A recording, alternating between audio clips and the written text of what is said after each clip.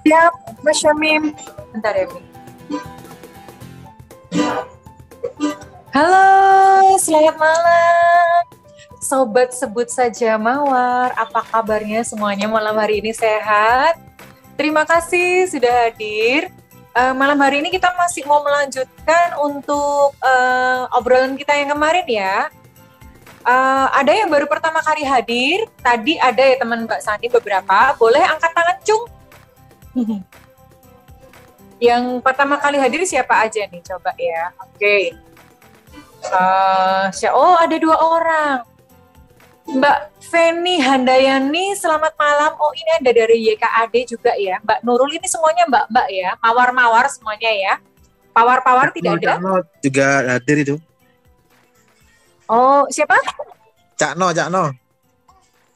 Oh, Cakno tuh apanya Caknon? Cakno tuh siapanya Cak? Salam. Pak War juga ada Mbak Ika. Siapa?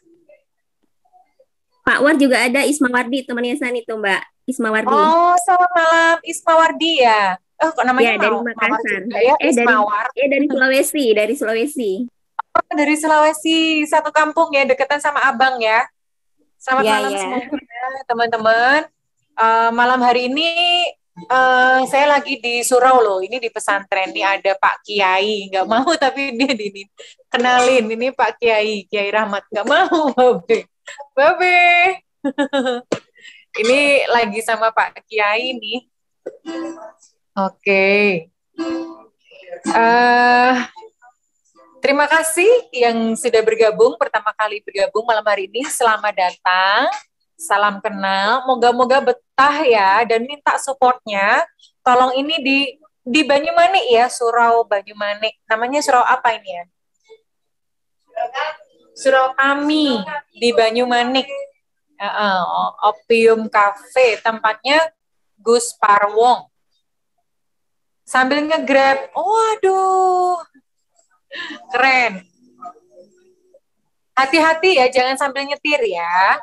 Jadi jaga keselamatan. Oke. Kita mau lanjutkan. Mbak Sani, halo. Ini udah full 100. Abang bisa masuk nggak nanti nih? Mas Syamim? Siapa Ika? Nanti kalau 100 ini udah maksimal 100 kan nanti Abang? Iya.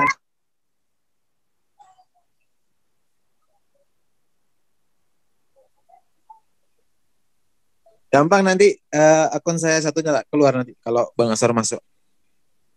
Oke, Mbak Mariana ada Mbak Mariana hadir ini Mas Em. Mbak Mariana hadir.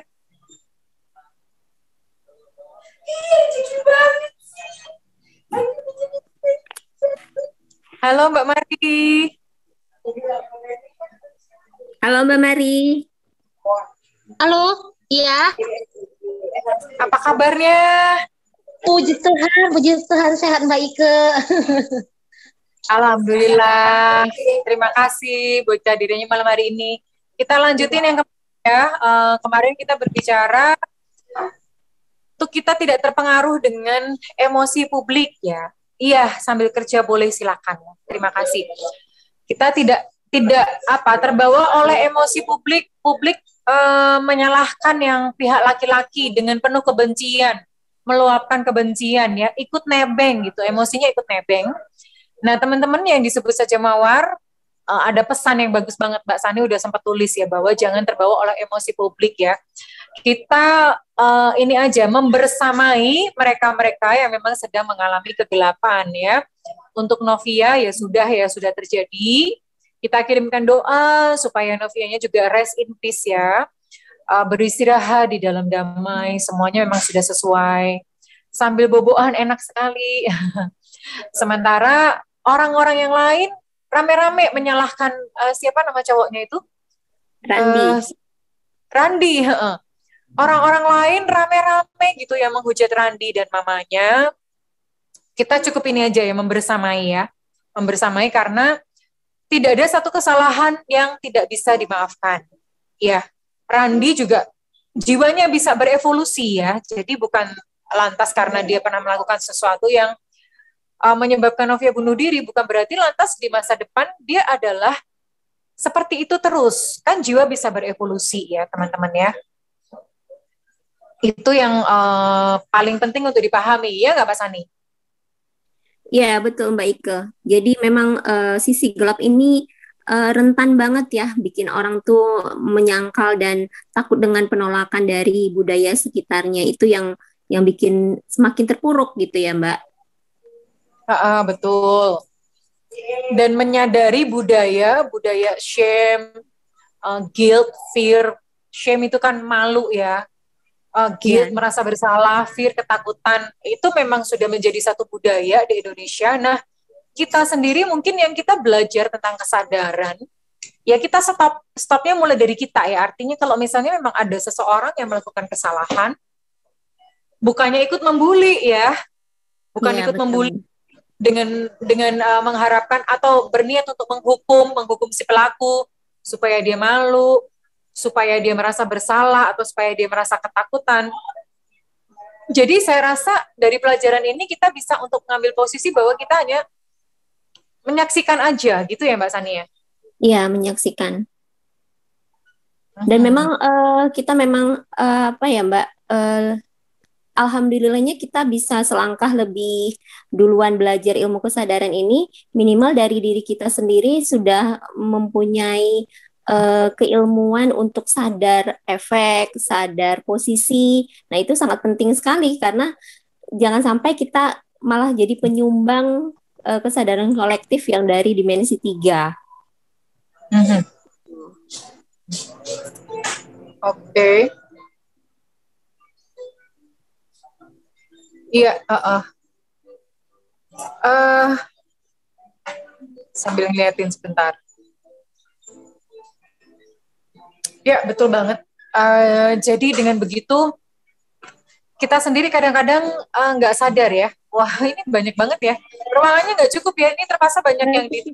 Iya. Ada waiting list lagi nih Mbak sebenarnya. Jangan dipenuhi. Ini siapa yang accept nih? Biarin Mbak Sani. Tak itu nih. Jangan di accept. Oke ya. Jangan di accept. Nanti Abang nggak bisa masuk nih.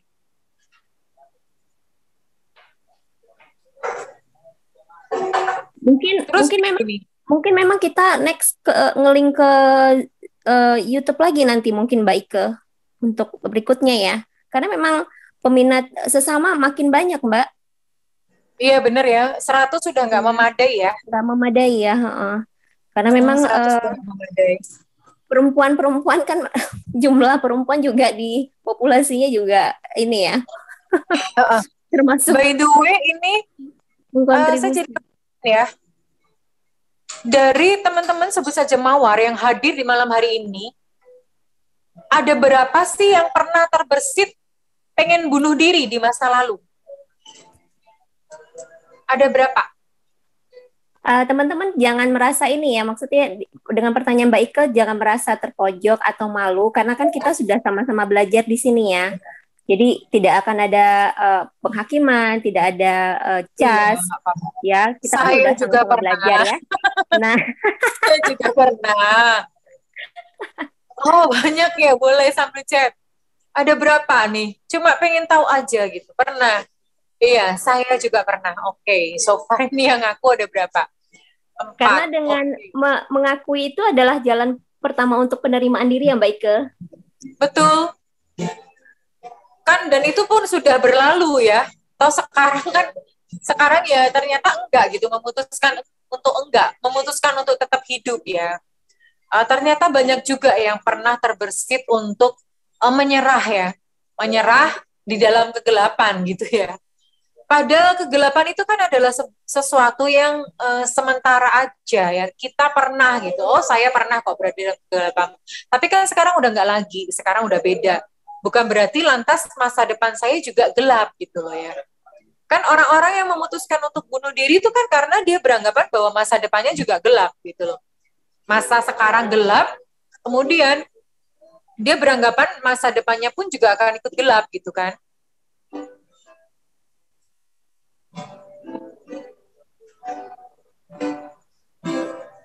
Ini Bang Aswar jangan-jangan nggak bisa masuk nih. Bisa kok, masih ada satu. Mbak Mari bisa cek WA, mau saya link ke YouTube. Lah ini udah penuh loh, 100 orang. Iya, dan masih ada 3 Enggak, antrian di di sini. situ kehitung sama waiting listnya kok, Pak. Aman-aman. Oh Iya. gitu. Oh, gitu. Oke.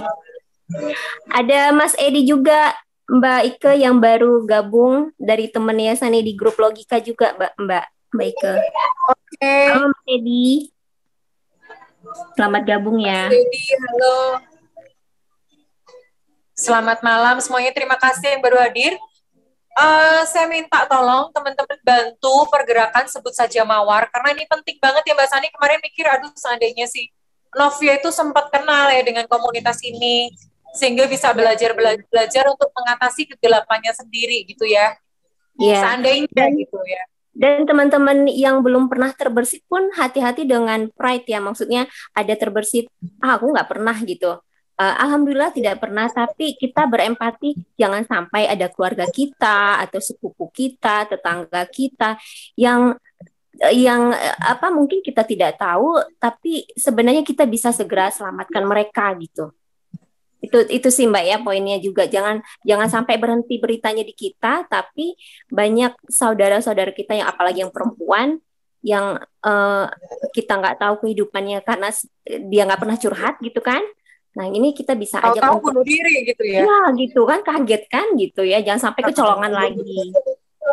Tapi sebenarnya bunuh diri itu nggak dimanipulasi oleh perempuan loh, yang cowok banyak juga loh. Iya betul. Jadi karena tetangga saya human nature ada. ini human nature ini nggak melihat gender ya Mbak, ya kan? Betul. Human nature nggak melihat gender. Iya, tadinya sih saya mikir mungkin perempuan lebih banyak karena kan perempuan kan lebih baper gitu ya. Iya. Lebih dikit-dikit Lebih baper. lebih takut sama moralitas juga, norma-norma, nilai-nilai budaya, lebih merasa beban untuk di kedepannya itu lebih besar dia rasa gitu ya.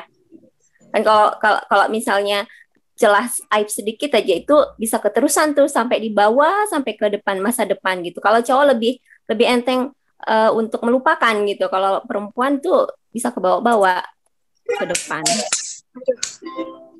Sorry, saya sambil ini ternyata nyamuknya banyak bener. Mas Clem, ini yang mau masuk di admin atau gimana? Gak usah. Jangan. Nanti Bang Jangan Asra nggak bisa masuk. Gak usah biar Ya, aku aja, Mbak. diapa-apain ya. Oke. Yang di grup udah dikasih tahu linknya nggak ya? Masih nyoba tak sinkronkan ke YouTube, masih waiting. Nyamuknya banyaknya. Nyamuk. Sorry. Dan event-eventnya berbeda-beda ya Mbak, ininya reasonnya, alasan-alasan untuk ternyata mau bunuh diri itu karena kita sebagai pihak luar ya, pengamat gitu. Kalau misalnya mendengar cerita orang lain, kok kepengen sih dulu sempat pernah mau bunuh diri, pada saat dia cerita tuh karena kita adalah pengamat orang luar gitu, melihat eventnya dia tuh sampai mikir, kok bisa sih kepikiran gitu. Nah, itu ya kadang-kadang tuh yang sampai hati-hati teman-teman untuk ada berpikiran ke sana, itu berpengaruh banget ke pride ya. Jadi kita memang harus benar-benar sadar banget, halus banget ini nature force ini.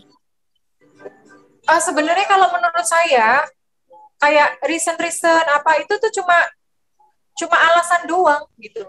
Nggak ada itu pun ya tetap akan bunuh diri gitu loh, karena berada dalam kegelapan itu tadi. Apapun dijadikan alasan tuh bisa ya Mbak? Bisa, itu tuh cuma hanya sekadar ini doang. Betul. Kayak pembenaran aja gitu. Sebetulnya memang karena dalam kegelapan itulah alasan bunuh diri seperti itu betul. sih. Ini abang mana ya? Masih perjalanan bentar lagi katanya Mbak. Udah. Oke. Teman-teman yang berhasil bunuh diri lebih banyak, yang berhasil laki-laki. Oke. Yang perempuan banyak ini ya. Pernah. Sekarang sudah melampaui, iya. Jangan. Kalau masuk sesama masih pengen bunuh diri, nah ini. Japri Mas Camim. Ini Bang Aswar udah join. Oke, selamat malam Bang Aswar. Selamat malam Bang Aswar. Aha.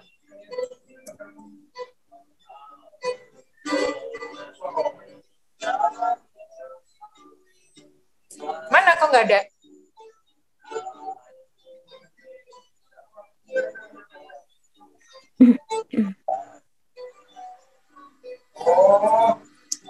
Selamat malam Bang Aswar. Tadi sempat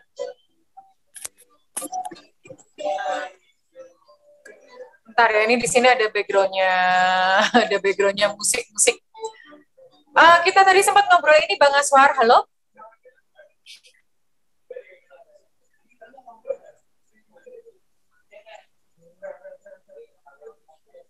Oh, mikrofonnya masih belum nyala ya Bang Aswar ya?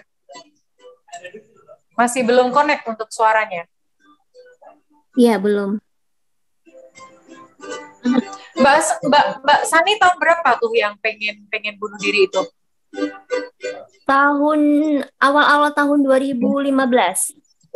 Jadi pada saat si kembar.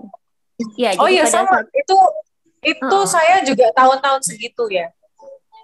Tahun-tahun segitu. Itu saya sempat depresi, mengurung diri di kamar 2 tahun gak pernah keluar, sama sekali gak pernah keluar rumah, bablas, gak pernah melihat matahari gitu ya, pas zaman-zaman segitu. Tapi waktu itu cuman yang mencegah untuk gak bunuh diri, saya cuma mikir karena waktu itu kan suka diceritain kalau bunuh diri nanti masuk neraka, dan saya masih takut di situ. Mbak Sani pas itu apa yang mencegah gak jadi bunuh diri? Kalau ya sini orangnya ribet Mbak Ike. Jadi pada saat mau bunuh diri itu ribet, mau ngerapiin rumah dulu, mau nanti kalau iya gitu. Karena kan memang rumah berantakan ya, namanya masih pada balita gitu kan. Rumah harus rapi dulu, terus nanti ATM di sini, dokumen-dokumen di sini, mau mikirin ke sana gitu. Jadi besok pagi aja deh gitu. Begitu aja hampir tiap hari tuh, besok pagi aja deh minumnya, besok pagi aja deh minumnya gitu. Jadi kayak dihambat dengan pekerjaan yang meribet ini gitu loh Mbak. Tapi kalau setiap malam tuh selalu ada siap-siap nih, siap-siap nanti malam gitu. Mikir nggak kalau misalnya pas itu apa nggak mikirin gitu, anak-anak nanti yang ngurus siapa? Kebetulan kan Yayasan memang ini ya Mbak Ike, sebenarnya keluarga besar Yayasan itu termasuk yang mampu gitu. Jadi Yayasan langsung kayak ngandelin, mereka nanti pasti ngurusin lah gitu. Jadi malah pikirannya adalah lebih baik mati supaya anak-anak diurus dengan lebih baik begitu ya pada saat itu. Ya, jadi ada perasaan menghukum diri juga Mbak Ike. Jadi memang aku udah nggak layak sebenarnya bisa menghandle mereka gitu. Keluargaku mungkin bisa ngurusin mereka kayak gitu. Ada juga apa kayak pengen balas dendam biar dari pihak suami tuh keteteran nih emaknya nggak ada gitu. Jadi campur aduk dari 20, 30, 50 gantian nanti ke 100 gitu. Naik turun aja di force itu Mbak Ike. Oh, kalau di fear-nya itu di 100-nya itu sebenarnya ya balik lagi kayak yang seperti Mbak Mari itu nggak punya bayangan masa depan itu ada cerah dikit aja nggak ada. Jadi langsung mikir udah suram nggak akan ada bisa lanjut nih ke depan gitu. Nah iya kan berarti berpikir bahwa masa depan pun itu berada dalam kegelapan. Sekarang berada dalam kegelapan, masa depan berada dalam kegelapan. Sebetulnya alasan bunuh diri kan itu karena kegelapan itu kan gitu. Selamat malam Bang Aswar. Ini di sini juga ada ya Kiai. Kiai namanya Aswar. Di sini juga ada ya. Saya bukan Kiai. Ini Bang Aswar. Iya. Kita tadi ngobrolin ada berapa banyak teman-teman di sini yang pernah pengen bunuh diri. Ternyata lumayan banyak. Dan bukan cuma perempuan. Laki-laki juga ada gitu yang memiliki hasrat pengen bunuh diri. Dan kita tadi sempat bahas bahwa kan alasannya macam-macam. Sebetulnya nggak butuh alasan untuk bunuh diri karena memang berada dalam kegelapan itulah gitu loh yang mengakibatkan pengen bunuh diri. Itu sih Bang Aswar. Silakan Bang Iya, apa namanya ya? Oh, bulan lalu saya main ke mana tidak? Ke wahana yang di Salatiga itu apa namanya? Saloka ya. Saloka. Saya ini kan orang kampung, masa kecil tuh ya paling mainannya di atas pohon jambu, di atas pohon kedok, di atas pohon jambu lah. Terus dibawa ke wahana paku bumi ya. Wahana paku bumi. Saya naik tuh, saya pikir kayak apa sih sensasinya gitu ya. Jadi Muntah-muntah. bukan muntah-muntah, saya malah yang muncul di pikiran saya ketika dihantam tekanan tanpa bisa saya kendalikan gitu, yang terbayang dalam pikiran itu tiba-tiba muncul lompat saja gitu ya. Daripada menderita seperti ini, lebih baik lompat saja gitu biar selesai. Langsung dari situ saya kok mendorong untuk bunuh diri ini. mendorong untuk bunuh diri gitu. Di situ kemudian tuh saya setelah muncul itu saya nangkap. Kok pesannya kok bunuh diri bos. Disitulah kemudian tuh sebenarnya dorongan untuk bunuh diri itu adalah cara ego untuk istilahnya mengafirmasi dirinya bahwa saya tetap ada gitu ya. Jadi dalam situasi yang tidak menentu, penuh tekanan, ego terancam eksistensinya, maka satu-satunya cara yang bisa dilakukan oleh ego adalah saya bunuh diri, maka saya ada gitu ya. Jadi satu-satunya cara yang dilakukan itu dengan memutuskan untuk bunuh diri. Itu bukti bahwa dia ada. Kepikiran seperti itu selama main paku bumi. Aduh, bahaya ini. Untung wahananya itu kan safety-nya bagus ya. Kalau enggak, waduh, luar biasa. Tetapi saya mendapatkan kilasan gitu ya.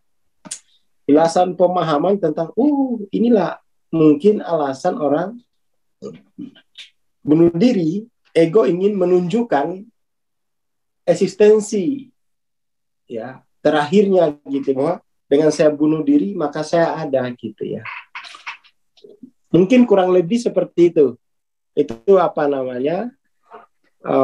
wawasan yang saya dapat ketika ikut main di wahana paku bumi itu. Seperti itu. Tapi setelah tersadari itu malah justru saya tidak fokus lagi kepada tekanan wahananya itu. Saya fokus dengan mengatasi ya dorongan ego. Daripada tersiksa kayak begini, mending saya bunuh diri. Jadi itu semacam cara ego untuk tetap mempertahankan eksistensinya, saya kira ya. Mungkin kalau ada psikolog di sini, mungkin bisa memperbaiki definisi atau pemahaman saya tentang fenomena tentang dorongan untuk bunuh diri itu.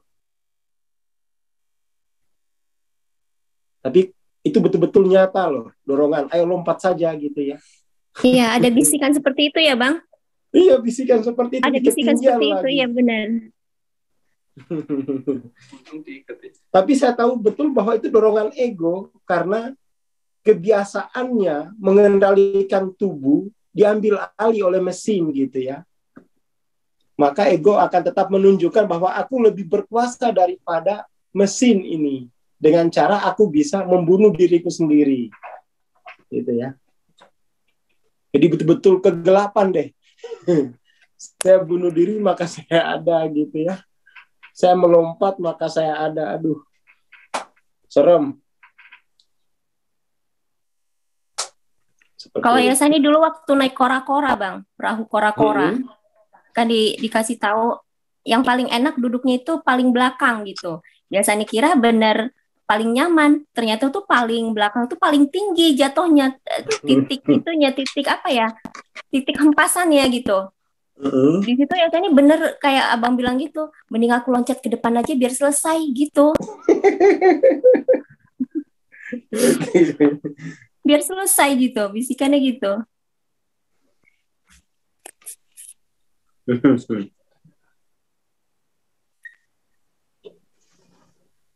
Iya, iya, seperti itu memang.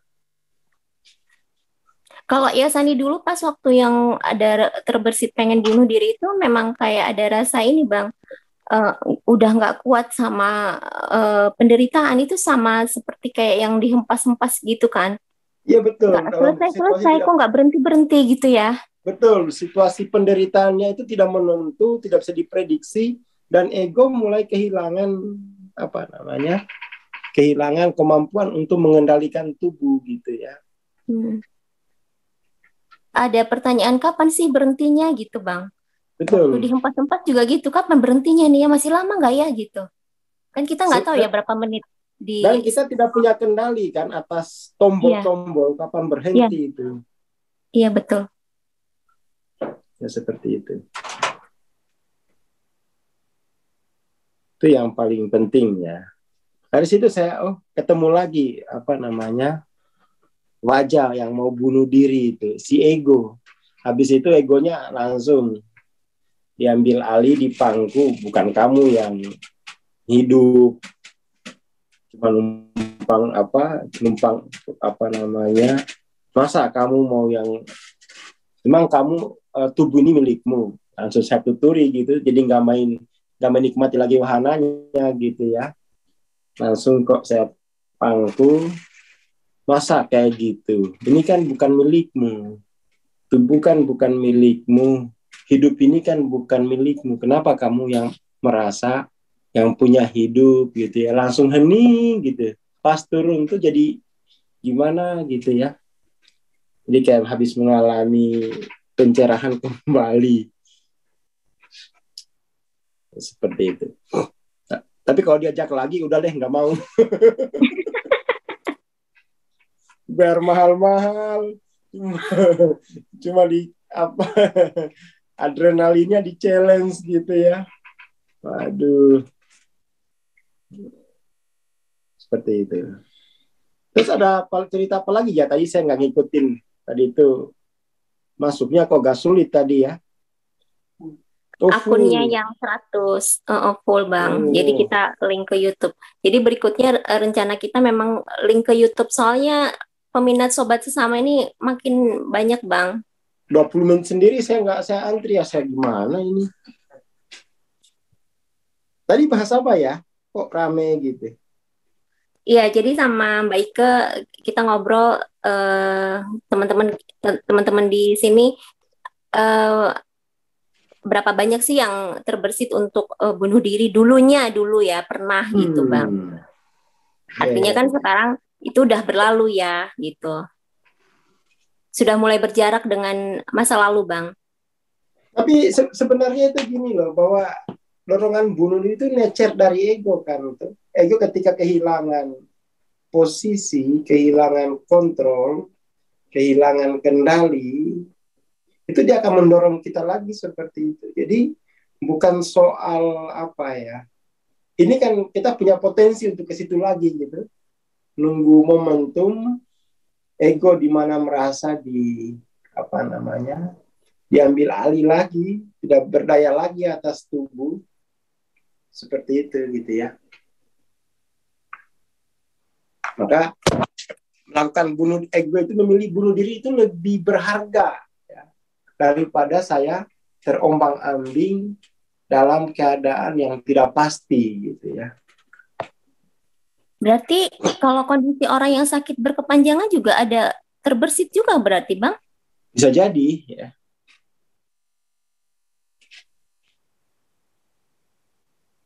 Seperti itu. Makanya yang harus kita pahami ini nature ego ini kan ya. Nature ego.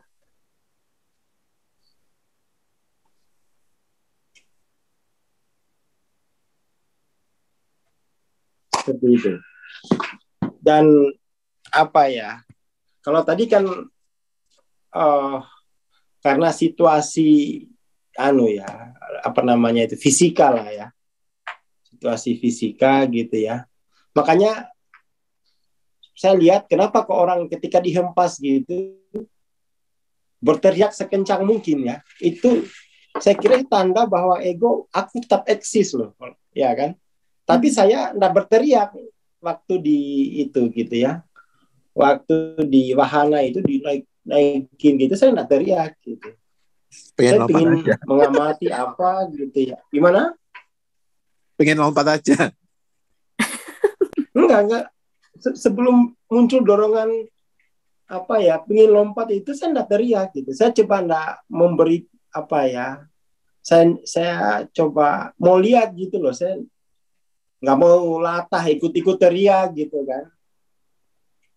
Saya betul-betul memposisikannya itu untuk mengamati apa yang terjadi sebenarnya gitu ya. Ternyata karena kan saya melihat gitu ya, kita hanya diberi pegangan, tetapi kaki kita tidak diberi tumpuan gitu, tergantung begitu saja gitu ya. Saya mencoba memahami desainnya, kenapa ini mengerikan gitu ya. Mungkin kalau ada tumpuan kaki, itu tidak akan ada dorongan bunuh diri karena ego masih merasa mengendalikan otot-otot terbesarnya yaitu kaki gitu kan. Lah kakinya nggak dikasih tumpuan. Ya untuk bertahan tadi ya Bang. Dia merasa ada tumpuan untuk bertahan lewat kaki. Iya. Biasa kan apa namanya ketika stres kan mekanismenya kan mekanismenya seluruh aliran darah dialirkan ke mata, tangan dan kaki untuk persiapan lawan, lari atau sembunyi kan. Mata kita ngeri karena melihat ketinggian gitu kan. Nggak mungkin kaki nggak ada. Jadi satu-satunya aliran darah itu ke tangan yang ini sama paling suara. Teriak sejadi-jadinya gitu kan. Dan saya nggak teriak sengaja, ngapain teriak? Suaranya kan biasa dipakai buat ngaji waktu kecil. Ini masa buat teriak? Biasa dipakai buat ngajar, masa dipakai buat stres? Saya nggak teriak gitu. Oh, tapi justru muncul pikiran gitu ya. Muncul pesan dari bawah sadar, lompat aja. Lepaskan tanganmu dari genggaman itu gitu. Sama saja ini kamu akan tersiksa gitu ya. Oh, seperti itu. Langsunglah saya pangku. Jadi dalam situasi serba tidak pasti, penuh tekanan, lalu di situ ego menguasai hati, di situ ego akan mendorong, akhiri saja. Akhiri dengan cepat. Saya kira itu ininya ya, poinnya ya. Akhiri dengan cepat. Makanya kita sebagai masyarakat, pertama, sebisa mungkin tidak membawa seseorang masuk ke dalam sebuah situasi yang tidak pasti, penuh tekanan. Yang kedua, sebisa mungkin peka. Peka dengan ciri-ciri fisiologis jiwa yang sedang dalam situasi yang tidak pasti dan penuh tekanan sehingga kita bisa tolong gitu. Itu yang saya dapat ketika main wahana, bukan menikmati wahananya, malah saya kayak membaca buku TLOC.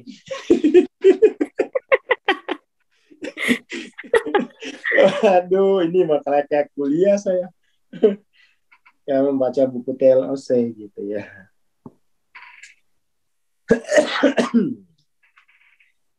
Ya gitu. Terus tadi saya dengar gitu ya. Dari Mbak Sani membahas bahwa setiap mengamati 20, 30, 50, 75 gitu ya Mbak Sani ya. Iya. 100. 100. Itu nggak akan pernah selesai Mbak Sani. Terus akan begitu sampai Mbak Sani mampu menyadari waktu dalam 3 dimensinya secara sekaligus. Jadi kalau seperti tadi pagi ya di acara Kamisan beda buku TLOC itu, bahwa ini saya carikan dulu ya tadi pagi itu. Mana itu? Oh, terhapus. Bahwa ini nih. Oke ya. Jiwa kalau LOC-nya di bawah 200, maka dia hanya menyadari waktu 1 dimensi gitu ya, yaitu masa lalu. Nggak bisa keluar itu. Dia tidak punya kemampuan refleksi. Tapi kalau sudah 200 ke atas sampai 499 itu, jiwa itu sudah punya kemampuan untuk menyadari waktu 2 dimensi, masa lalu dan saat ini. Jadi dia bisa mengamati dorongan-dorongan energi masa lalu. Tetapi akan terus begitu sampai dia mampu, sampai kesadarannya mampu mengamati waktu 3 dimensi secara sekaligus. Masa lalu, saat ini, dan masa akan datang itu sudah terjadi gitu ya. Makanya kalau LOC-nya di bawah 500 itu, LOC di bawah 500, dia akan cenderung mengambil sikap antisipatif terhadap masa depan. Kenapa? Masih gelap. Tetapi kalau yang sudah 500-nya itu kuat, dia enggak antisipatif lagi dengan masa depan. Kenapa? Itu sudah selesai bagi dia. Tidak ada tekanan apapun, tidak ada beban apapun.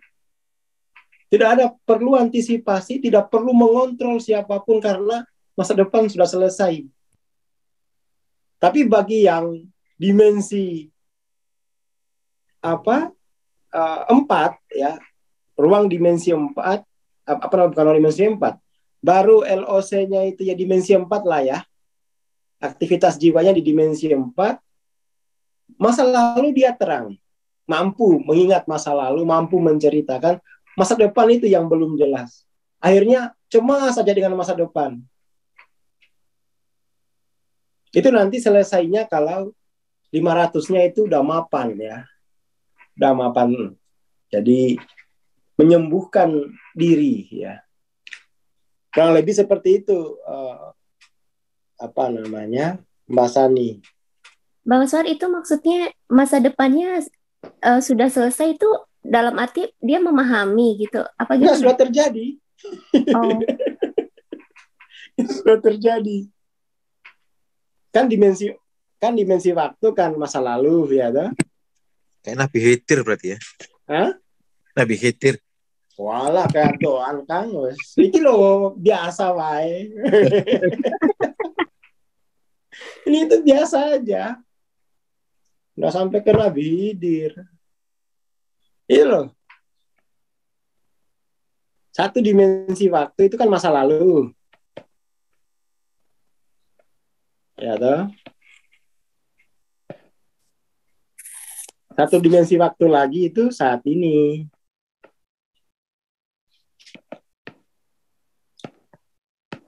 Satu dimensi waktu lagi itu masa depan.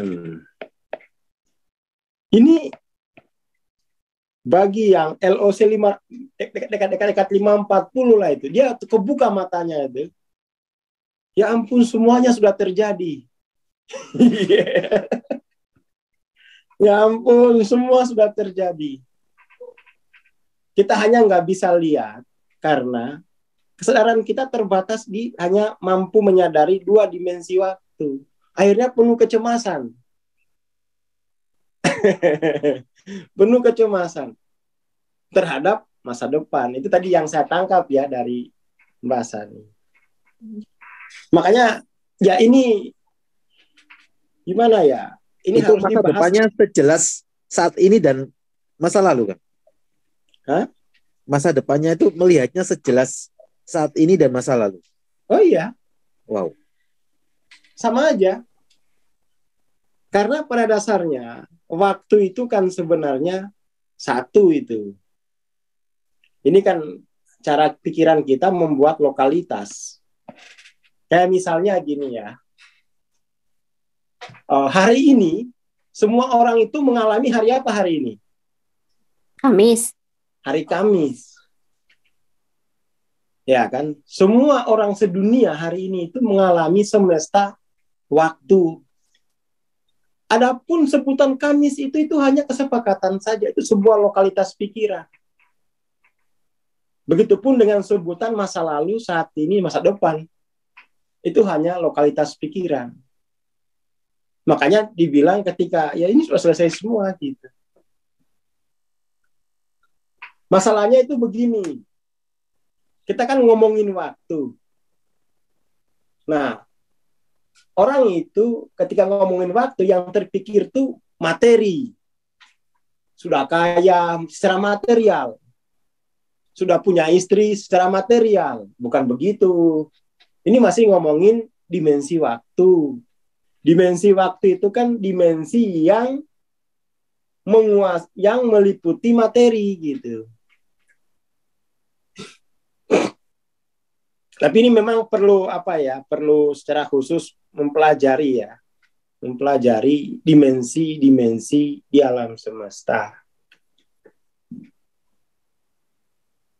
Kalau apa nama? Makanya kan di dalam Hawking itu di buku TLOC atau di buku Power Force, lagi-lagi kalau belum punya nabung, beli.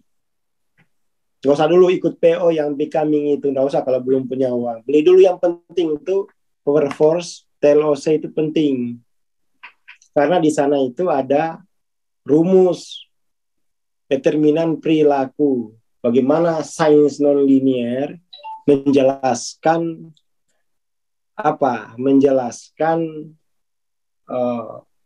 aliran kehidupan itu, aliran abadi, potensial yang aktual.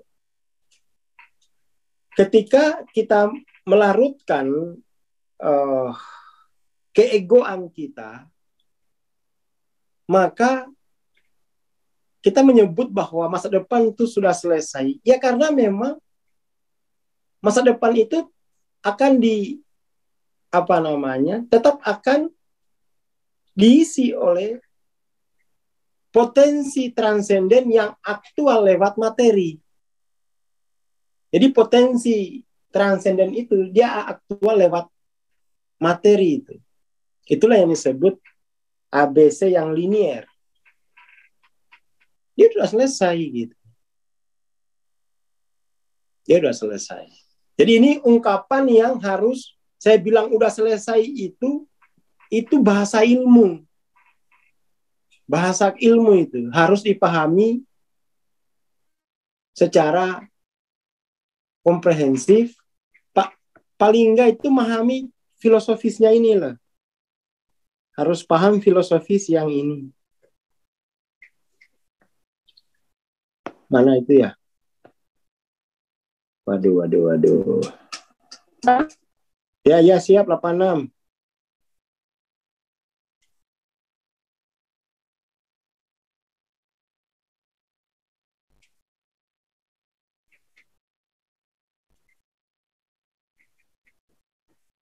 Nah, harus paham filosofis ini. Dalam dimensi 5, dalam semesta model dimensi 5, semua sudah selesai. Tinggal kemudian kehidupan sendiri itu yang mengalir dalam aliran abadi, potensial aktual gitu ya. Semua sudah selesai. Itu Mas Jamim. Tapi ini apa ya? Ya kalau mau tahu lebih lanjut ya ajak saya minum kopi.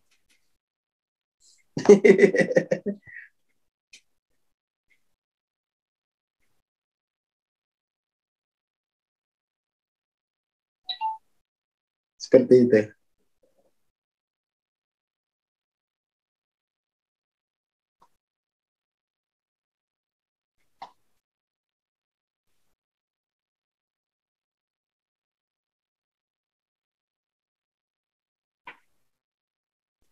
Halo, apa saya terlempar ini? Ya, inilah istilah-istilah. Kalau 500-nya sudah mapan, yang tersiksa itu adalah waktu abadi dan potensi abadi itu mengalir dalam waktu yang utuh untuk mengevolusikan materi.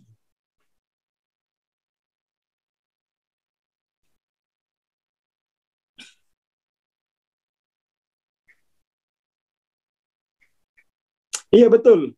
Seperti di buku Becoming Supernatural. Oh ini Pak Kusnadi sudah apa namanya? Berarti sudah ikut beda bukunya ya? Ya. Kurang lebih yang seperti yang saya jelaskan di itu Pak, di beda buku Becoming Supernatural itu.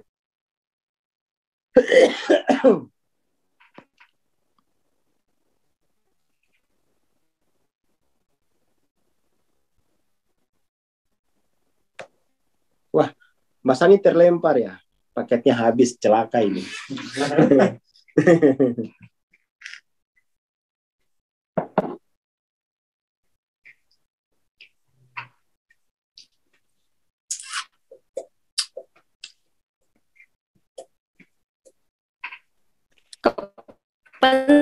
Bang, saya jelek di sini barusan. Ya. Kalau di sini juga ada yang jelek, tapi bukan sinyal. Apa? Maya Ada deh. materi. Hah? Bang Aswar, Siap. waktu itu kan adanya di ruang kan? Ya enggak dong. Waktu itu sama dengan ruang. Oh, bukan di dalamnya ruang. Itu sebelum kalau Albert Einstein. Albert, iya sebelum Albert Einstein. Jadi waktu itu adalah materi itu juga gitu ya berarti. Oh, bukan, beda-beda. Kan materi itu kan diliputi oleh ruang itu zaman ya kan. Lalu bagi Albert Einstein itu kan ruang waktu itu sama saja gitu kan. Bukan dimensi yang beda menurut Albert Einstein. Dimensi yang sama tuh. Dimensi yang sama. Makanya yang meliputi materi itu adalah waktu. Yang dimana waktu itu dalam kesadaran itu punya 3 dimensi. Masa lalu, saat ini, masa depan. Nah, dimensi yang terpisah-pisah tadi, bagi jiwa yang sudah transenden, itu sama saja itu. Nggak ada bedanya. Pengkotak-kotakan waktu seperti itu, bagi yang transenden itu, nggak ada bedanya. Itu adalah kerja pikiran kita gitu ya. Jadi ada 2 waktu, waktu bumi sama waktu transenden gitu ya.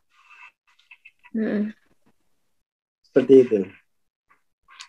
Halo Bunda Ayu Bali.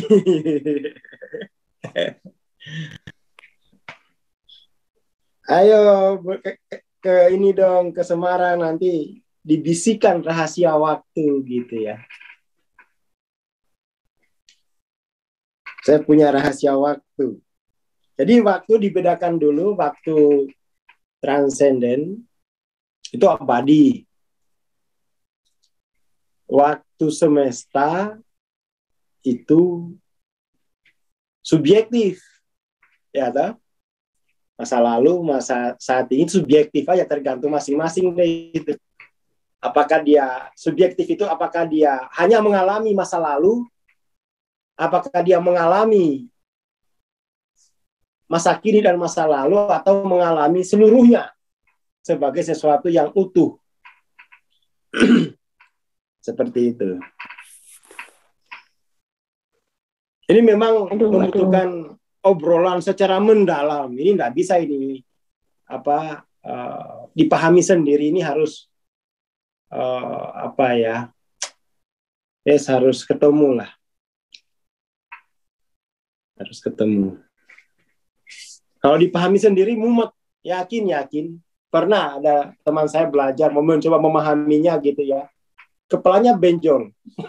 Iya, habis kuliah tidur, terus kepalanya sakit, benjolnya 3 lagi. Wah, itu saraf-sarafnya belum cukup untuk memahami waktu dalam perspektif transenden.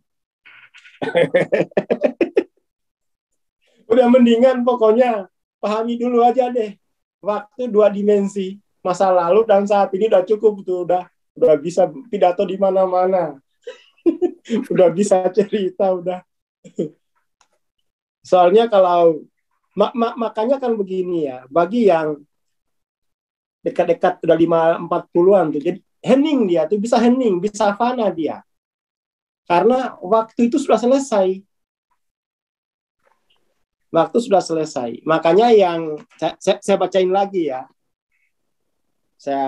Biar saya ingin tahunya ada terkoyak, terguncang. Makanya di buku TLOC, setelah 540 itu disebutkan bahwa bagi yang sudah sampai di tahap itu, 50% nggak mau balik lagi dia. 50% itu nggak mau balik lagi. Nggak mau balik lagi. Hanya 50% yang ingin balik menjalankan tugas. 50% itu udah sama aja karena waktu udah selesai. Ya, seperti itu.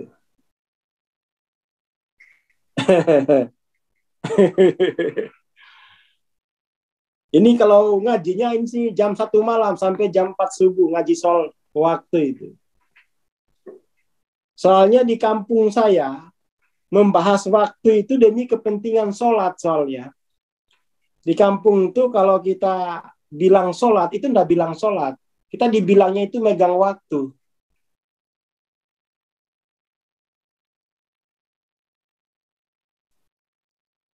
Seperti itu. Megang waktu itu kan begini ya. Jiwa kita itu kan semua diseret oleh waktu ya. Kecantikan itu dirampas oleh waktu. Masa kanak-kanak yang bahagia dihempaskan oleh waktu. Ya kan? Apa ini? Kecuali orang-orang yang beriman. Ya ini bukan konteksnya, ini bukan membahas waktu ini.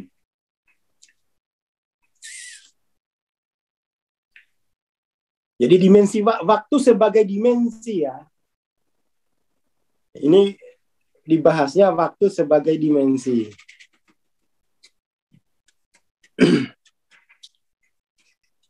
Waktu sebagai dimensi. Itu di kampung tuh kalau orang Muna itu, orang sholat itu namanya pegang waktu. Kapan kamu mau mulai pegang waktu? Waduh, belum bisa. Kenapa? Pas sholat, jiwanya diseret di waktu di masa lampau. Waduh, mantan teringat. Itu apa ya, keyakinannya orang kampung. Paling sulit itu mengendalikan waktu itu. Paling sulit itu khusyuk. Kenapa? Karena jiwa diseret-seret oleh waktu. Rambut hitam, dari hitam ke putih juga diseret oleh waktu. Tidak ada yang tidak diseret oleh waktu, kecuali Tuhan atau jiwa yang abadi itu tidak bisa diseret oleh waktu lagi.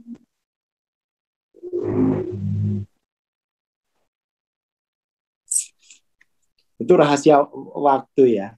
Ngajinya ini biar enak itu biasanya jam 1 malam sampai jam 4 subuh.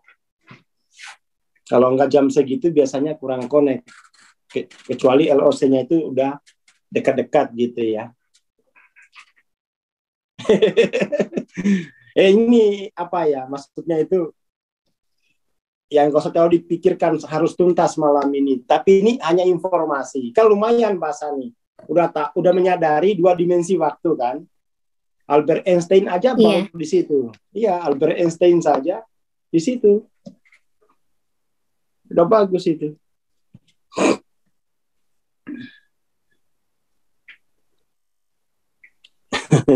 Usia sudah 50 tapi merasa 15 tahun. Ya itu terseret ke masa lalu. Berarti kalau yang puber itu keseret masa lalu ya Bang? Puber kedua. Ya mungkin. Coba tanya Mas Camim, dia punya pengalaman banyak soal itu.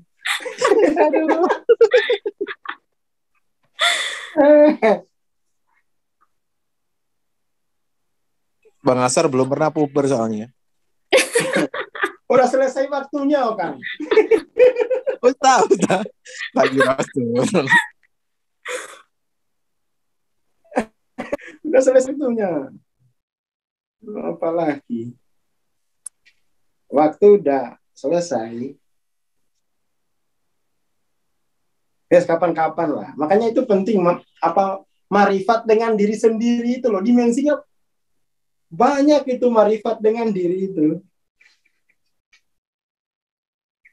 Ilmu kampung ini.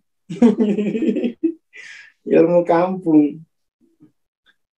Tapi kalau teman-teman jeli sebenarnya, di pendahuluan buku TLOC itu Hawking nyebut loh itu. Kalau jeli membacanya, itu di pendahuluan buku TLOC ya Hawking juga nyebut. Cuma kan ya apa ya, bacanya kan cepat ya.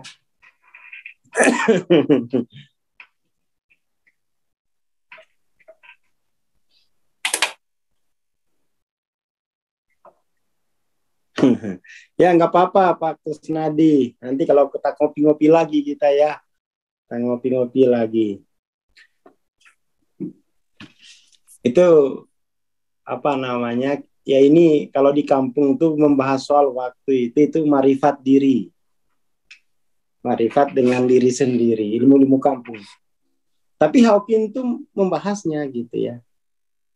Membahasnya. Kalau di ini apa ya? Saya pernah baca kalau nggak salah tuh di Upanishad atau di apalagi satunya itu Bhagavad Gita ya Pak? Kalau nggak di Upanishad di apa satu kitab apa Bhagavad Gita ya? Nggak tahu apa baik Bhagavad Gita. Dewa Siwa itu menyeret waktu itu dan semesta pun ikut terseret tarian waktu ya, semua terseret dalam tarian waktu itu. Kalau nggak di Upanishad adalah kurang lebih yang seperti itu, atau di Bhagavad Gita ini saya pernah baca dan juga saya bilang kitab ini membahas soal dimensi waktu.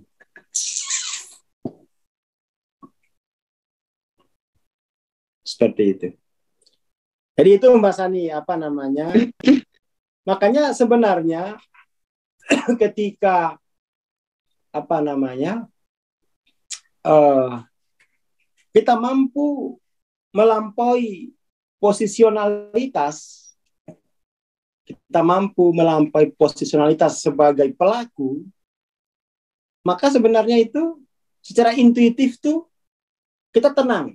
Kenapa tenang? Karena 3 waktu itu selesai dia. Maka frekuensi transenden itu masuk ke dalam waktu tadi, lalu kemudian menumbuhkan, mengevolusikan materi.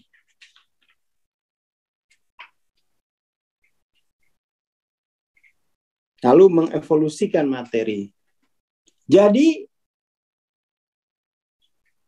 proses transformasi benih menjadi batang itu adalah proses waktu, proses dalam waktu, ya kan? Cuma kalau nggak ada waktu, materi tidak akan mengalami evolusi. Nafs tidak akan mengalami evolusi kalau tidak ada waktu. Nah, seperti itu. Tidak akan ada perubahan di dalam kehidupan kalau waktu berhenti. Nah, di dalam waktu itulah energi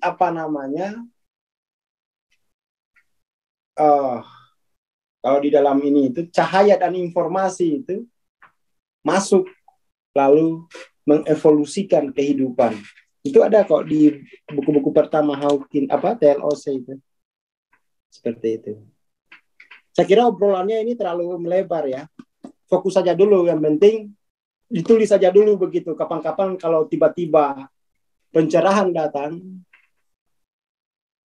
paling enggak sudah pernah dengar gitu ya.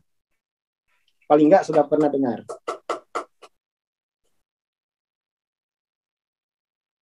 Makanya ada beberapa kritikan saya tentang pengajaran present moment itu. Jangan pikirin masa depan, jangan hidup di masa lalu, fokus keluar masuknya nafas. Ya enggak begitulah. Secara spiritual itu enggak begitu. Present moment itu waktu yang abadi. Seperti itu.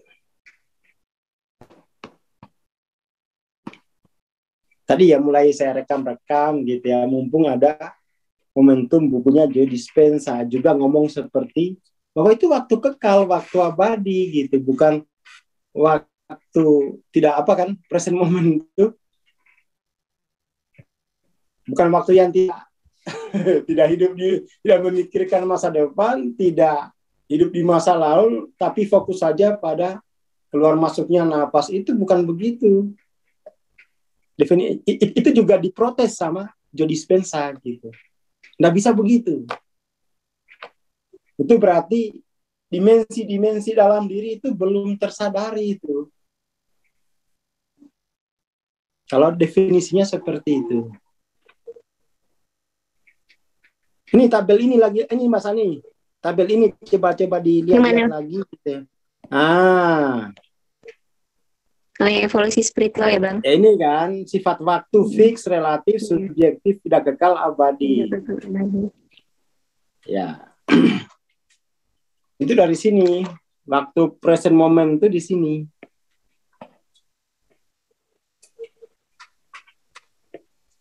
Di sini dia present moment itu, ini penting.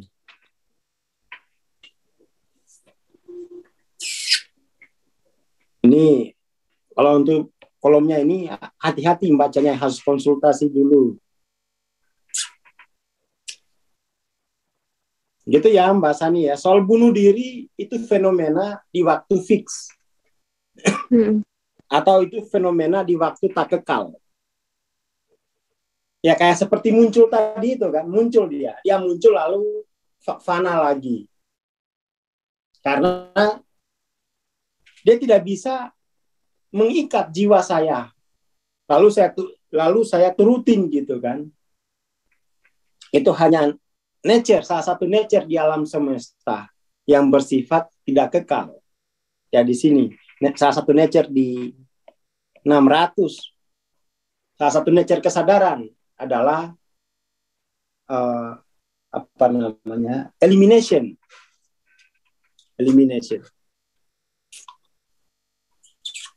Ya, seperti itu.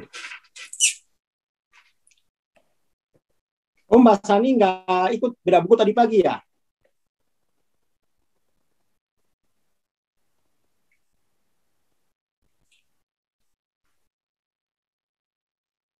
Oh. Halo?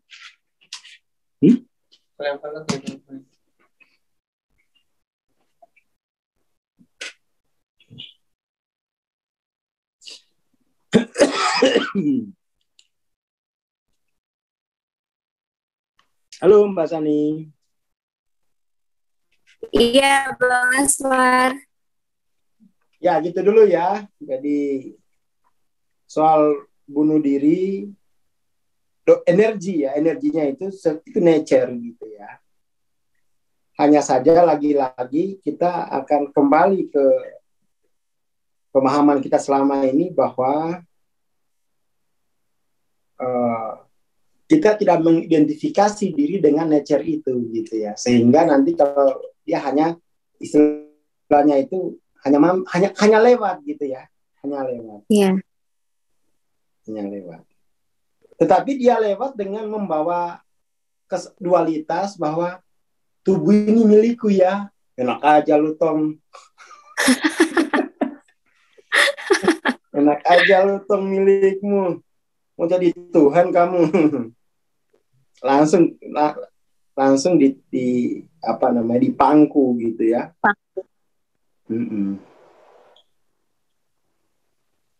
Seperti itu. Langsung dipangku, selesai. Dia hanya ngetes-ngetes aja gitu. Seperti itu.